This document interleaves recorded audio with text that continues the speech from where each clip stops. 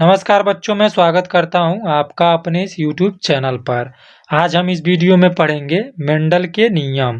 तो चलिए वीडियो शुरू करते हैं। ग्रेगर जॉन मेंडल ने मटर के पौधे पर अपने प्रयोगों के आधार पर वंशागति के महत्वपूर्ण नियम प्रतिपादित किए, जिन्हें मेंडल के वंशागति का नियम कहा जाता है। मेंडल ने 3 नियम प्रतिपादित किया था। पहला जो था उसका नाम था प्रभाविता का नियम, और दूसरा नियम था यह था पृथक्करण का नियम, और अंतिम जो तीसरा नियम था वह था स्वतंत्र वर्गीकरण का नियम। अब हम देखते हैं पहला नियम, प्रभाविता का नियम। यह नियम मेंडल के एक संकर संस्करण पर आधारित है। जो प्रभाविता का नियम है, यह नियम मेंडल के एक संकर संस्करण पर आधारित है। नियम क्या था पढ़ेंगे। जब दो विपरीत लक्षणों वाले शुद्ध पौधों के बीच संकरण कराया जाता है तो पहली पीढ़ी में केवल एक ही लक्षण दिखाई देता है। जब दो विपरीत लक्षणों वाले शुद्ध पौधों के बीच संकरण कराया जाता है तो पहली पीढ़ी में केवल एक ही लक्षण दिखाई देता है।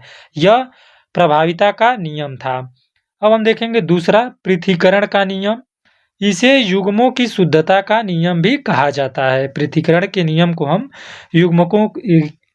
युग्मकों की शुद्धता का नियम भी कहते हैं। नियम क्या था पढ़ेंगे।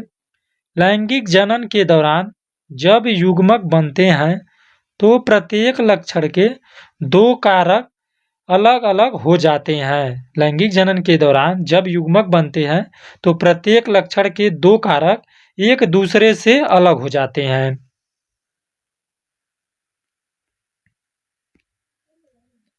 तीसरा नियम पढ़ेंगे, स्वतंत्र वर्गीकरण का नियम। यह नियम मेंडल के द्विसंकर संकरण पर आधारित है, जहां 2 अलग अलग लक्षणों का एक साथ अध्ययन किया जाता है। स्वतंत्र वर्गीकरण का जो नियम है, यह नियम मेंडल के द्विसंकर संकरण पर आधारित है, जहां पर 2 अलग अलग लक्षणों का एक साथ अध्ययन किया जाता है। नियम क्या था। 2 अलग अलग लक्षणों की वंशागति एक दूसरे से पूरी तरह स्वतंत्र होती है।